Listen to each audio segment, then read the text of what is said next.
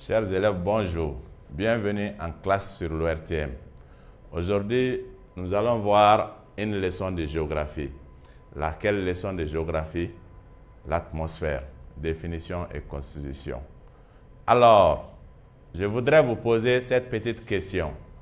Qu'est-ce que nous respirons de façon pour pouvoir assurer notre survie? Qu'est-ce que nous faisons? Qu'est-ce que nous respirons plutôt?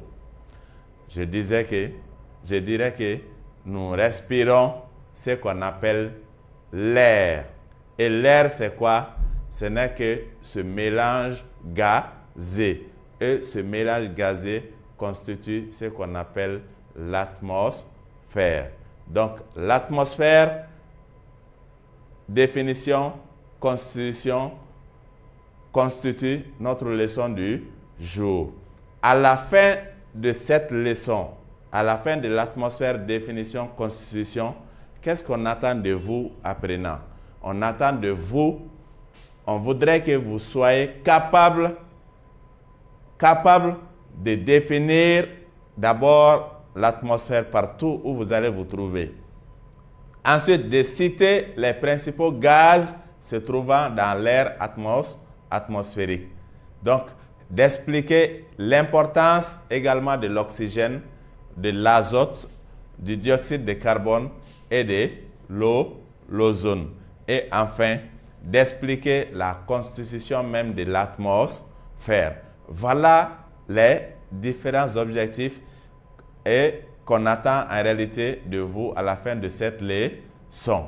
Donc, vous devez être capable de définir l'atmosphère, de citer les principaux gaz se trouvant dans l'air atmosphérique, d'expliquer l'importance de l'oxygène, d'expliquer l'importance de l'azote, d'expliquer l'importance du dioxyde de carbone et d'expliquer l'importance de l'ozone. Et enfin, d'expliquer la constitution même de l'atmosphère. Alors, l'atmosphère, de par définition, se présente ainsi. Elle apparaît comme une couche d'air qui enveloppe la Terre et se déplace avec elle. Donc, couche d'air, je disais que couche d'air, l'air, ce n'est autre que ce mélange gazeux, ce mélange de gaz. Ça veut dire que l'air est composé de gaz. Et ces gaz-là, nous allons les voir en deuxième position. Donc, comme définition, retenez que l'atmosphère est une couche d'air qui enveloppe, c'est-à-dire qui entoure la Terre et qui se déplace avec elle. Donc, l'atmosphère aussi se déplace avec la Terre autour du Soleil. Alors, cette air qui enveloppe la Terre et qui se déplace avec elle est composée de quoi et de quoi, puisque nous disions tantôt que c'est un mélange gazé. Donc, la composition de l'atmosphère. L'atmosphère est composée de ce qu'on appelle l'oxygène d'azote. Son symbole est N. Et également d'oxygène, symbole OD. Et également de gaz carbone, de dioxyde de carbone, symbole COD, de gaz rare et effectivement d'ozone et de la vapeur d'eau. Donc, l'atmosphère est composée de gaz suivants. Nous avons d'abord l'azote avec symbole N qui constitue 78% de l'atmosphère d'air. Ensuite, nous avons oxygène avec OD comme symbole avec 21% de l'air. Et ensuite, nous avons le gaz carbonique ou dioxyde de carbone, COD, son symbole. Et il y a aussi des gaz rares dont l'ozone avec symbole O3. Et enfin, nous avons la vapeur d'eau dont le symbole est HD2O. Voilà les gaz qui constituent l'air. Les gaz qui composent l'air. Alors, quel est le rôle de ces gaz? D'abord, l'azote. L'azote. L'azote a un rôle très important, surtout dans ce qu'on appelle la vie des végétaux de façon générale. Donc, sans azote, les cultures vivrières ne seront pas possibles. Donc, c'est l'azote qui intervient dans l'alimentation. Et c'est l'azote qui est indispensable aux végétaux. Et l'oxygène, qui parle de la vie, parle d'oxygène. Donc, s'il n'y a pas d'oxygène, ça veut dire qu'il n'y a pas de vie. Donc, l'oxygène a un rôle important dans la survie de tous les êtres sur la Terre. Et le gaz carbonique aussi a un rôle très important. Ce sont ces gaz carboniques et ces vapeurs d'eau en réalité qui empêchent le refroidissement de la Terre et qui rend un peu moins violent les rayons solaires, effectivement. Et également l'ozone. L'ozone est comme une couverture entre les rayons ultraviolets du soleil et la Terre. Donc, c'est l'ozone qui anéantit un peu la force des rayons ultraviolets du soleil. C'est l'ozone qui permet, qui ralentit ou encore qui neutralise les rayons ultraviolets du soleil avant qu'ils ne parviennent à la surface terrestre.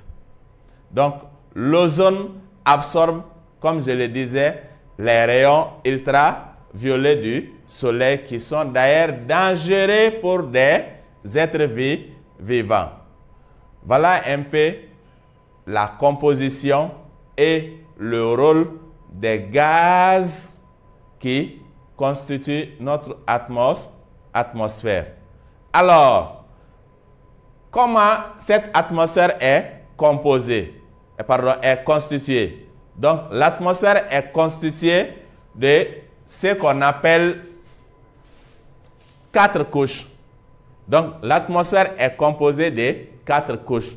Mais ces 4 couches-là sont superposées. C'est-à-dire, la première couche, la deuxième couche est posée sur la première. Et revenons un peu à cette petite carte. Vous voyez, la première couche est ce qu'on appelle la troposphère. Voilà cette couche ici, la troposphère. Et de la troposphère, on monte pour arriver à ce qu'on appelle la stratosphère. Et de la stratosphère, on monte également pour arriver à la mésosphère. De la mésosphère maintenant à la thermosphère ou l'ionosphère. Donc, les 4 couches qui constituent en réalité l'atmosphère sont superposées. Alors, si ces couches sont superposées, quelle est la distance qui sépare ces différentes couches l'une de l'autre? La première couche, qu'on appelle la troposphère va de 0 à 12 km d'altitude. C'est-à-dire, ça va de la surface terrestre à 12 km d'altitude en montant. Donc, cette troposphère est la partie, comme je le disais tout de suite, qui est en contact direct avec la surface terrestre. Donc, la pression atmosphérique y croît à mesure, c'est-à-dire y croît à mesure qu'on s'élève. Donc, plus on s'élève, plus la pression atmosphérique y décroît plutôt. Donc, plus on monte, plus la pression atmosphérique y décroît. Cette zone également elle aussi diminue en altitude à raison de 6 degrés Celsius par 1000 en moyenne. Donc, la zone là qu'on appelle, la première couche là qu'on appelle la troposphère, reste le siège de tous les phénomènes météorologiques. Tous les phénomènes météorologiques. Entendez par phénomènes météorologiques les vents, et ensuite les nuages, les pluies, les climats, ainsi de suite. Donc, ce sont ces éléments météorologiques que nous rencontrerons seulement dans la première couche qu'on appelle la troposphère, et c'est cette couche qui est en contact direct avec la surface terrestre, comme vous le voyez ici. Donc, c'est la couche qui est là, et cette ligne, ça veut dire quoi? Ça indique notre croissance. C'est-à-dire, là, ça indique la montée et ça indique la position également des différentes couches par rapport à la surface terrestre. Donc, ça veut dire que la première couche qu'on appelle la troposphère est suivie d'une autre couche en altitude qu'on appelle la stratosphère, ensuite la mésosphère, thermosphère ou ionosphère. Et je disais que cela va de 0 à 12 km d'altitude. Alors, après la troposphère, nous arrivons à cette couche qui est la deuxième couche de l'atmosphère, Et cette couche, comment est-ce qu'on l'appelle? On l'appelle la stratosphère. Et la stratosphère enveloppe, c'est-à-dire entoure aussi la Terre jusqu'à 50 km d'altitude. Donc, ça veut dire que cette couche commence à partir de 12 et continue jusqu'à 50 km d'altitude. Donc, de 12 ici, ça continue jusqu'à 50 km d'altitude. Là, voilà la surface de la Terre. Donc, la première couche qu'on appelle la troposphère va de 0 ici, va de la surface terrestre à 12 km. Et maintenant, la deuxième qu'on appelle la stratosphère maintenant va de 12 km à 50 km. Donc, c'est la deuxième couche qui constitue en réalité l'atmosphère. Et dans la couche là, nous avons un gaz important qu'on appelle l'ozone. Et c'est l'ozone à ce niveau qui absorbe surtout, vous voyez les rayons ultra, les parties blanches que vous voyez à travers la grande couleur bleue. Donc, ce sont des rayons ultraviolets. Donc, c'est l'ozone ici qui constitue une forme de couverture terrestre. Contre quoi? Contre ces rayons ultraviolets qui veulent descendre sur la surface terrestre. Donc, l'ozone absorbe ces radiations ultraviolettes en provenance du soleil. Donc, elle peut atteindre plus de 40 degrés Celsius.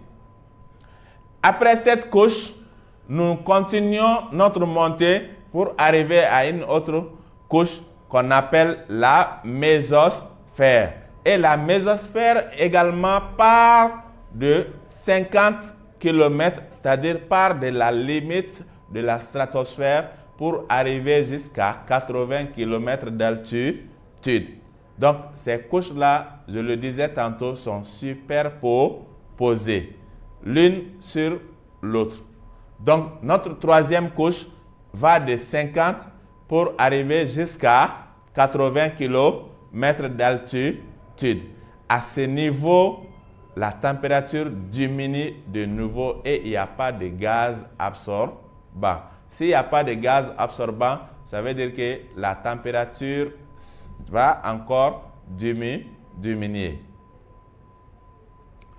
Ensuite, la dernière couche va également de 80 km d'altitude à plus. Donc, de 80 km d'altitude à plus. de la limite de la mésosphère qui est 80 km d'altitude maintenant à plus. Et cette couche, on l'appelle la thermosphère. Et la thermosphère est également appelée l'ionosphère parce que les éléments qui y se trouvent sont surtout l'ion.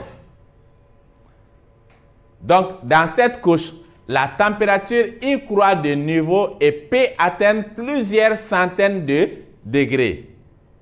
Donc, ce réchauffement est dû à l'absorption des rayons ultraviolets par l'hydrogène. Nous avons également un autre corps à ce niveau, en plus de l'ion. Nous avons l'hydrogène qui est fortement concentré dans la thermosphère. Donc, cette altitude a la priorité de réfléchir des ondes radio. Et c'est à ce niveau également qu'on envoie ce qu'on appelle les satellites artificiels.